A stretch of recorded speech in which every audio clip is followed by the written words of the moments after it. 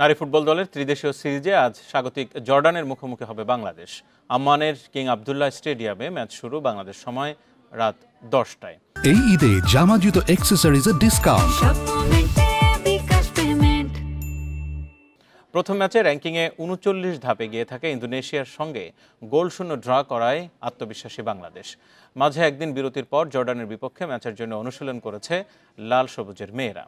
দলের মধ্যে বোঝাপড়া ও লড়াকু মানসিকতায় আশাবাদী কোচিং স্টাফ। র্যাঙ্কিংয়ের ৫৯ ধাপ এগিয়ে জর্ডান। সবশেষ ২০২১ নারী এশিয়ান কাপের বাছায় তাদের কাছে ৫-০ গোলে হেরেছিল বাংলাদেশ। পিটার বাটলারের অধীনে এবার চমকের আশা আফইদা মানিকাদের।